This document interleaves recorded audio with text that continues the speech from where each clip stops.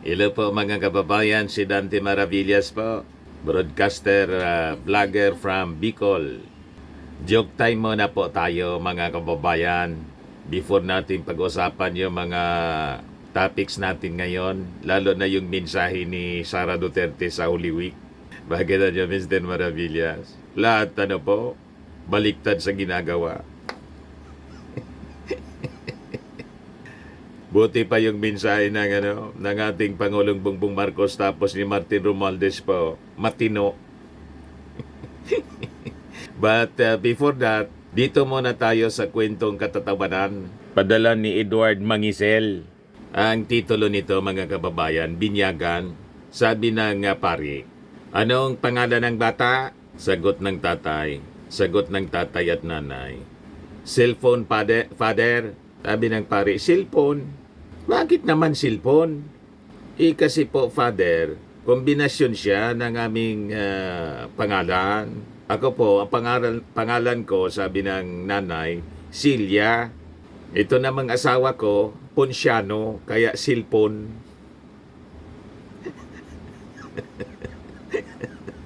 May punto naman po. Sabi ng pare, ganon. Sige. Kung gayon, hindi mo na matutuloy ngayon yung binyag. Sabi ng mag-asawa, bakit naman po, father? Wala tayong signal.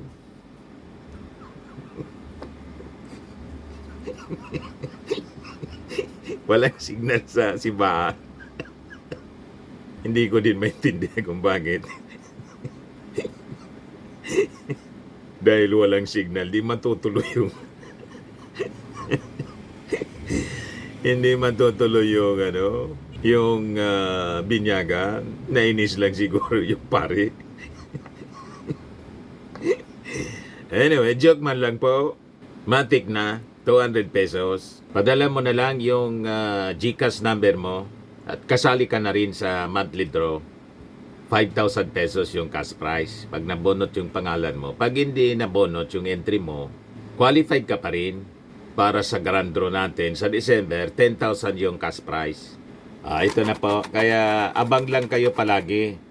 Yung mga gusto magpadala ng entries ninyo, i-message lang po ninyo sa aking Dante Maravillas vlog, saka Facebook account Dante Maravillas, sa Messenger. Kung hindi ko pa po nababasa yung mga entries ninyo, napakarami kasi. Maghintay-hintay lang po kayo kasi 2 entries lang naman kasi yung nababasa natin everyday. Pasasa at aabotin din kayo. Okay pa? Tapos, kung hindi pa po kayo nakasubscribe sa ating YouTube channel, Bullseye News on the Go, mag-subscribe na po kayo. And like and share ninyo ng ang ating video po. And hit the notification bell para lagi kayong updated sa mga kaganapan dito sa ating bansa. Yung bagong channel pala natin, mga kababayan, maraming salamat. Naka 1,000 subscribers na ako ngayon. Yung bagong channel, Life with Dante M. Mag-subscribe din po kayo para lalong dumami yung discussion natin doon about life naman, hindi na mga politika, para hindi naman po nakakasawa, di ba? So ngayon, dito na po tayo sa ating topic. Kasi Semana Santa ngayon, siyempre yung ating mga top officials nagpaabot po ng mga mensahe nila para sa ating mga faithful. Si Sara hindi nagpapahuli po. Laging may mensahe po. Kulang na lang po trabaho. Sa bagay, kahit hindi magtrabaho si Sara po, nagsisweldo pa rin siya. At may performance rating. Mataas yung performance rating. Yun nga yung nakapagtataka. Walang trabaho, ay performance. Talagang kaduda-duda po. O ngayon, lalo na nga magduda kayo sa kanyang mensahe mga kababayan na lahat baliktad sa ginagawa. Yung mensahe niya po sa Holy Week. Yan BP Sara Duterte's Holy Week message, God Save the Philippines. Ang Holy Week message niya, sabi niya, a chance for healing unity. may healing ka pang nalalaman. Ang dapat po na mag-healing, isa ilalim ng healing process yung utak po ninyo.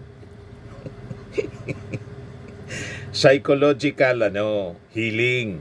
Psychiatrist ang kailangan po ninyo. Check up para umayos yung inyong pag-iisip.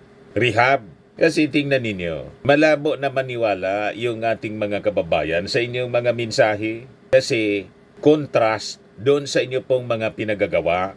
You're asking, you're praying for healing in unity. Pero kayo yung hindi nakikipag-isa. Kayo yung kayo yung cause ng division. Kayo yung kausa.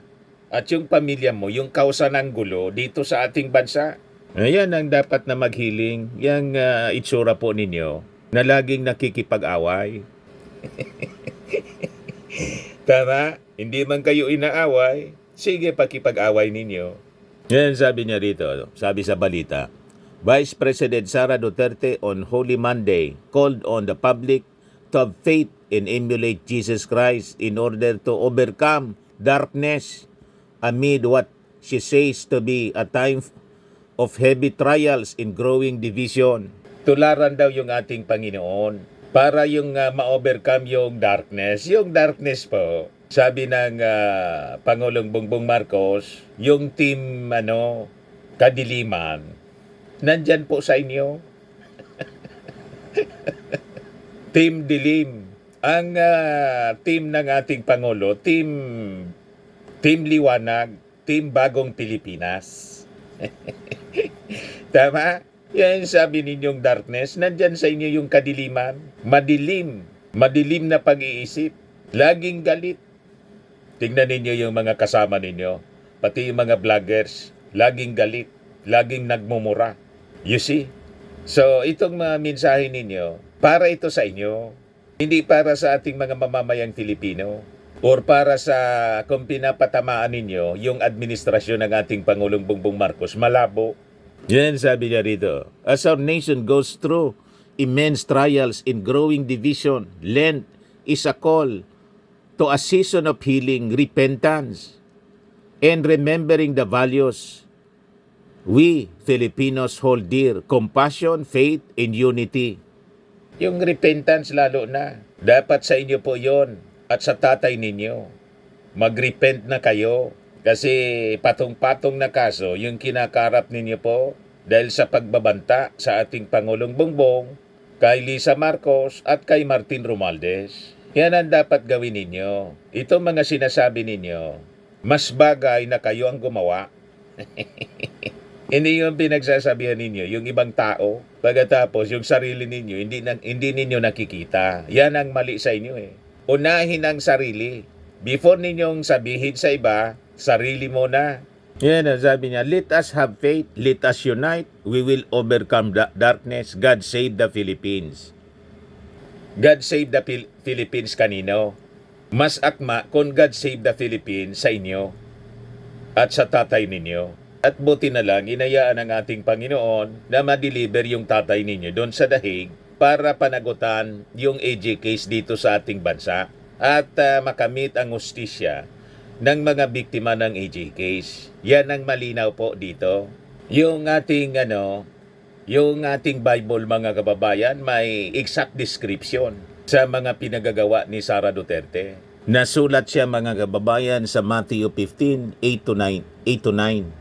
Sabi diyan, these people draw near to me with their mouth and honor me with their lips, but their heart is far from me. And in vain they worship me, teaching us doctrines, the commandments of men. Honoring God with lips, mga kababayan. Lahat lang bibig, wala sa gawa. Lahat ngawa, wala sa gawa. Hindi tulad ni yung slogan ni senatorial candidate Abalos. Hindi salita, kundi gawa. Si Benor Abalos. Yun ang tunay. Hindi yung daldal ng daldal. Pero pakinggan natin yung sinasabi po ni Sara Duterte. Kahit na lahat baliktad, mga kababayan yung pinagsasabi niya. Pati yung smile niya po, hindi totoo. Adlaw kaninyong tanan. Magandang araw sa inyong lahat. Pati yung mga pag-flash niya ng kanyang smile, hindi totoo. Alam natin kasi alam nating masama ang kanyang loob. Lahat maskara ang pinapakita. Ano ba? Pa-smile-smile pero pumuputok ang butsi niyan. Sa tindi ng mga pangyayaring tumama sa kanya dahil sa kanyang mga ginawa, patong-patong na kaso. Ano? Para hindi malata. Ikiisa ako sa sambayan ng Pilipino sa pagdarasal, pag-aayuno at pagbubukas ng ating puso ngayong Semana Santa. Ito ay mahalagang pagkakataon upang pagnilayan natin ang banal na pag-aalay ng buhay ni Jesus upang iligtas tayo sa ating mga kasalanan. Magsilbi ng ilaw sa atin ang sakripisyo ni Jesus at patatagin natin ang ating pananampalataya sa mga panahong tayo ay nagiging mahina, nawawalan ng pag-asa o punong-puno ng pasanin, galit at mga hangaring lumaban sa ating kapwa. Habang dumaranas ang bayan, Yan ang lumaban sa ating kapwa. Yun ang gawain niya. Yung mga pagbabanta, panggagatong sa kanyang mga supporters, lalo yung mga maisog rallies. Yan ang gawin mo. Magsisi ka. Before mong sabihin sa ibang tao, sabihin mo yan habang nasa harap ka ng salamin. Yan ang tama na dapat gawin mo. Kasi walang maniniwala sa iyo na daldal ka ng daldal na ganyang mensahe, hindi mo magawa sa sarili. Tama? Balikan natin yung sinasabi ni Sarah. ng matinding pagsubok at lalong lumalalim ang pagkawatak-watak, ang Kwaresma ay paanyaya Yung pagkawatak-watak ay ang author po, kayo mismo, buo mong pamilya. Kasi ang gusto ninyo, patalsikin yung ating Pangulong Bongbong Marcos at in-appoint mo na yung sarili mo as designated survivor. Hindi na kayo makapaghintay sa 2028. Yan ang malinaw na adikain ng mga maisog rallies, hindi man nagtagumpay po. Wala na. Tahimik na mga kababayan sila. Hindi man kinagat ng mga tao. Hindi na nasundan mga kababayan yung mga rally after na ma-deliver si Digong sa dahig.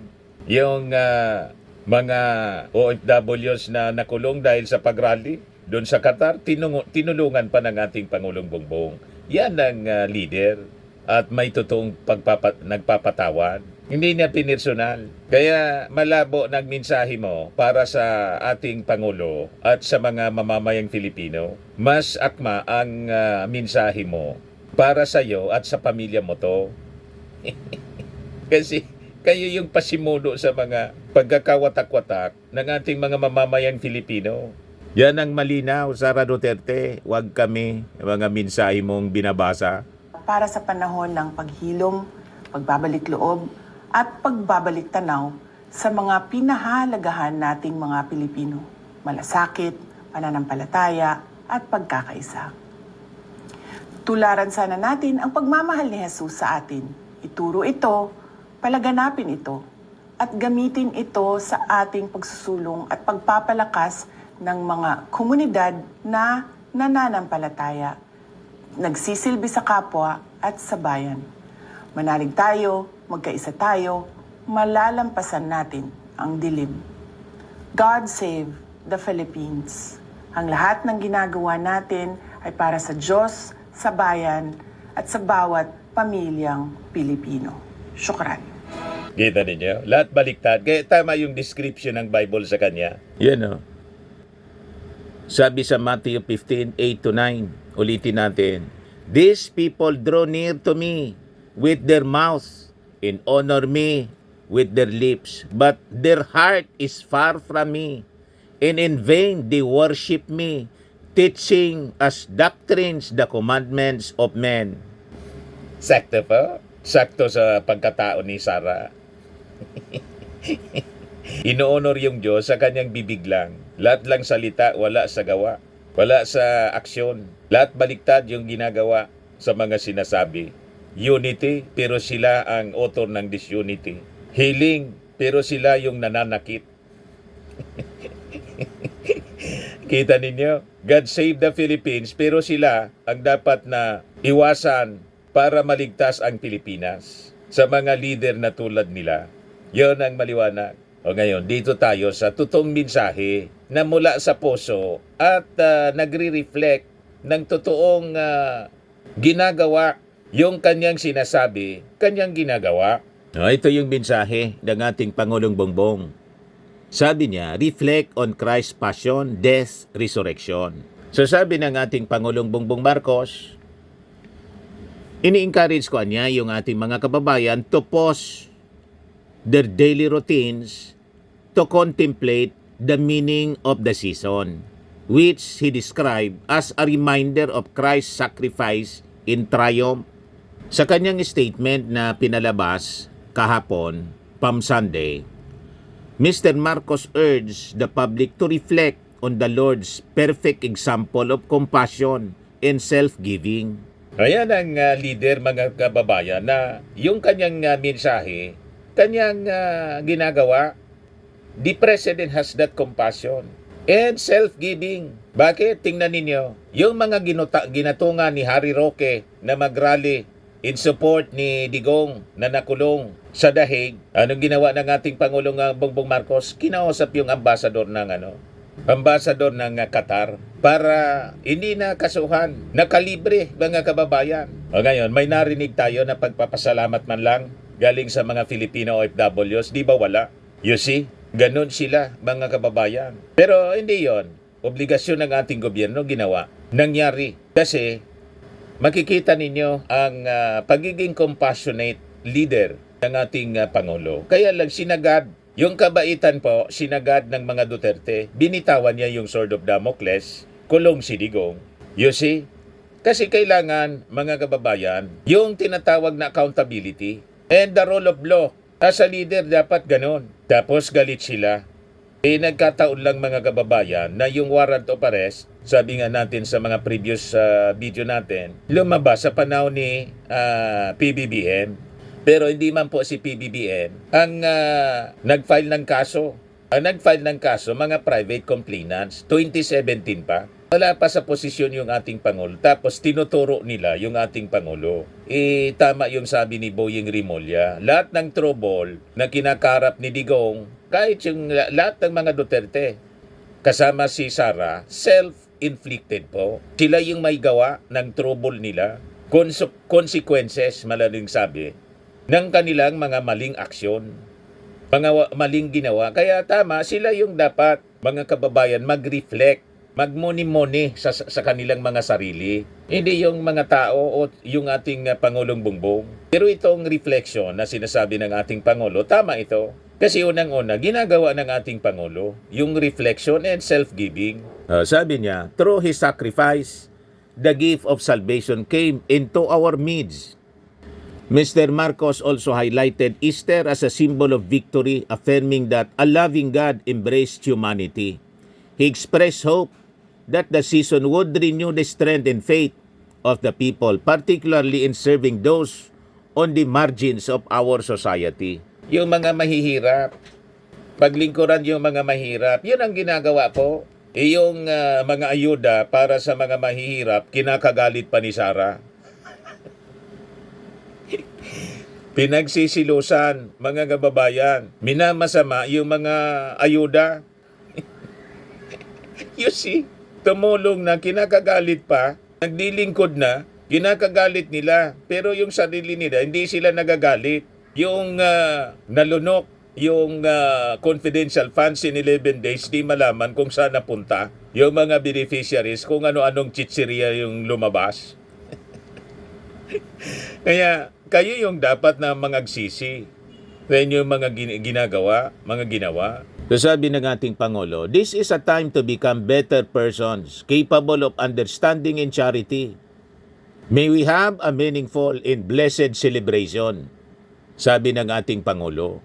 Kaya nga yung sinusulong na programa po, itong Bagong Pilipinas, in-encourage ng ating Pangulo yung pagiging bagong Pilipino. Ano yon, mga kababayan? Yung gawin mo yung iyong parte. para mapabuti yung ating bansa. Yung simple lang anya na pagtulong sa magulang, yung paggalang sa magulang, yan ang bagong Pilipino. Iwaksi yung mga masasamang pag-uugali, yan ang dapat bagong Pilipino. Yung maging responsable sa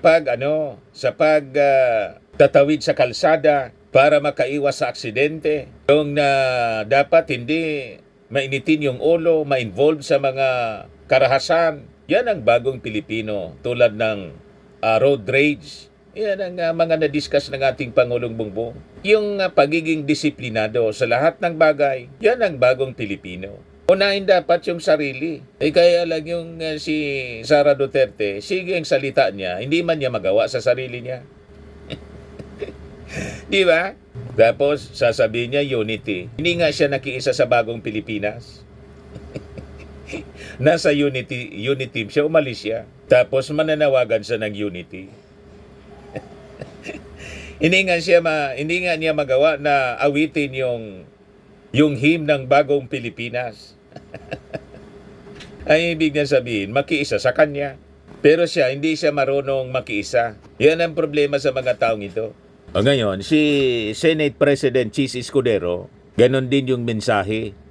Echoed similar sentiments describing Easter as a time of renewal and hope inspired by the resurrection of our Lord Jesus Christ. Sabi ni Escudero, His triumphs over death reminds us that no matter the challenges we face, there is always an opportunity for transformation in growth. This season calls us to embrace the promise of light and victory after darkness. Kaya simulan mo na sana yung impeachment trial at dapat makonvict po yung agents of darkness. Para maging maliwanag na yung ating future dito sa ating bansa. Meanwhile, si House Speaker Martin Romualdez called on public servants to reflect on the core of their vocation to serve with honesty, integrity, and compassion. Sabi mga kababayan ni Speaker Martin, for those of us in public service, Holy Week is a time to pause and return to the core of our calling. It is a reminder to serve with sincerity, to lead with empathy, and to be more attentive to those who are quietly carrying burdens. He invited Filipinos to see their own struggles mirrored in Christ's suffering and resurrection. In Christ's story, we see our own. We know what it means to struggle, to endure loss, and to keep believing, sabi po ni Romualdez. Bagay si Martin Romualdez na maging successor ng ating Pangulo kasi mahinahon siya. Kahit iniinsulto siya, pinagbantaan, tulad ng ating Pangulo, tinawag pang tambaluslos, wala kang marinig, mga kababayan, na masasakit na salita mula sa bibig ni Martin Romualdez. Kaya bagay siyang magsalita ng ganitong mensahe. Pero si Sara, sabi rito sa amin, marasa pa. Marasa pa baya. Nagawa mo, nagkalakas ng loob ka na sambitin ng ganong mga pananalita na hindi mo man magawa sa iyong sarili. Makakapalang ang muka, mga kababayan, ang pwedeng gumawa ng ganyan, na magsasalita ka ng mga bagay, magpapaabot ka ng mensahe sa publiko, pero sa sarili mo, hindi mo magawa. Imbes baliktad yung mga ginagawa mo kaysa sa mga sinasabi mo. Sa bagay, sanay sila sa ganyang, kilala sila sa ganyang mga bagay. Laging baliktad yung sinasabi sa ginagawa. Tama ba? At itong ating programa, mga kababayan, atid sa inyo nitong ating mga sponsors. Firmax Firming and Lifting Cream. Pinapay po sa mga pulses in affected area. Mainam po ito sa mga pains at paninigas ng mga kaso-kasuan. Ito sa mukha naman yung application, anti-aging, Automax po siya. Ito ay Glow 60, mga kababayan. Whitening po siya. Made in South Korea. Ito naman po, Ningxia Red Mix Fruit Drink. Gawa po siya sa goji berry. May anti-cancer properties po siya. At sa mga nagana po ng malinis and spacious fitness gym, pumunta lang po kayo sa aming Colossal Fitness Gym. May Grab ka rental din po kami. At bills payment po sa aming office. At saka sa mga mahilig po sa mga imported bags, manood po kayo sa live selling ni Madam Aileen Rosales sa kanyang Aileen Closet po. Pati mga shoes, ito yung kanya po. Ito yung kanyang page. Kita ninyo, napakagandang mga online selling po siya. Si Madam Aileen Rosales. At cellphone number niya po, 773-798-7816.